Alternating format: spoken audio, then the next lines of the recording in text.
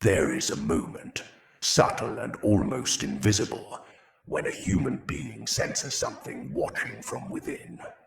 Not a vision, not a thought, but a presence, quiet, familiar and foreign at the same time. A shadow behind your eyes, a silent observer shaping your reactions before you even notice they have formed. Most people drown this sensation in noise and routine. But if you pause, even briefly, you feel it. The strange awareness that you are not alone inside yourself. Something else is there. Something that has learned to imitate you with unsettling precision. Something that has worn your face for so long that you forgot it was a mask. And when you finally dare to look inward, you discover a truth no mirror has ever shown you. The I you defend is not your essence. It is a construction, a psychological apparition shaped by fear, memory, desire, and survival. A demon you built without knowing you were building anything at all. Jung wrote that the ego is a complex of ideas which we mistakenly identify as the whole of the self. What begins as a fragile shell becomes a creature with its own hunger, feeding on insecurity, fear, and the stories you repeat about yourself. James Hillman said, "The soul creates demons when it cannot bear the truth." The ego is one of those demons, not supernatural, but symbolic, a guardian that became a jailer, a voice that once protected you but now limits you. It practices a kind of witchcraft, the witchcraft of attention. Whatever you feed grows. Whatever you repeat becomes a spell. Whatever you fear becomes a form. The ego manipulates perception, shapes reactions, and whispers narratives that feel like truth simply because they are familiar. It tells you, you are not enough. You will fail. Do not change. And because it speaks from within, you believe it. The ego is a ventriloquist, and you are the puppet that mistakes its voice for your own.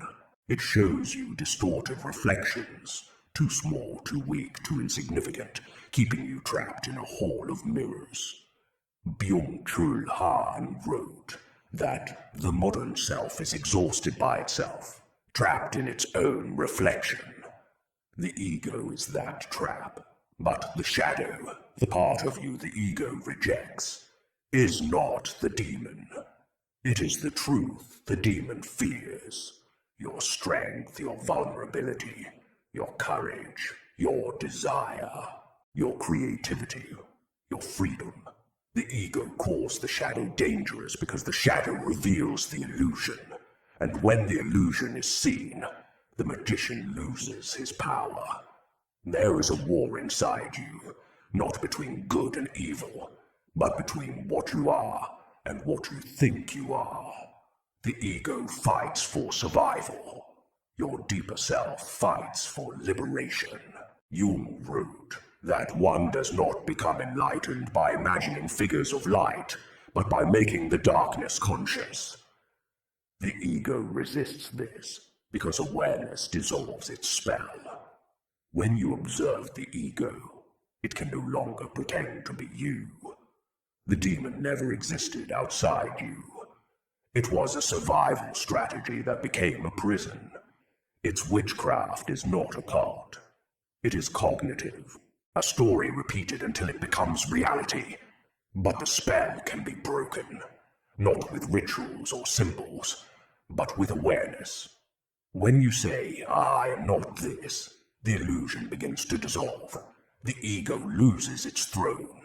You regain presence, clarity, freedom. The voice inside you is not a single voice. It is a chorus of inherited fears, internalized expectations, and old wounds. The ego thrives by convincing you that without it, you would collapse. But the opposite is true. When you stop identifying with the ego, you begin to appear for the first time. You begin to sense the difference between the voice in your mind and the awareness that hears it. This awareness is quiet, steady, and unchanging, the witness behind your thoughts. Hillman wrote that the soul is not a thing, but a perspective. From this perspective, the ego's witchcraft unravels. The demon loses its mask. The narrative loses its grip. You see that the I you defended was only a chapter, not the whole book. The ego resists because it fears dissolution. But when you observe it without judgment, it softens. It loosens. It begins to understand it no longer needs to control you. It becomes a messenger rather than a master, a tool rather than a tyrant, a symbol rather than a self. And you, the awareness behind the mask, step forward, not as a new identity, but as the space in which identity appears and disappears, not as the demon, but as the one who created it, not as the spell, but as the one who can break it. Eliade wrote that to know the sacred is to know the real. When you see the ego clearly, you touch something real, the presence beneath the persona, the awareness beneath the noise, the clarity beneath the story. The ego will still whisper, but you will no longer mistake its voice for your own. You will hear it the way you hear an old story, familiar, but no longer binding. The demon becomes a companion rather than a captor. The shadow becomes a guide. The mask becomes transparent. The narrative becomes flexible. And you, the one who sees, walk forward with a clarity that cannot be taken, a presence that cannot be shaken, a depth that cannot be diminished. The spell dissolves. The mask falls. The witchcraft fades. The demon bows. And the awareness behind your eyes, the one that has always been there, finally steps into the light.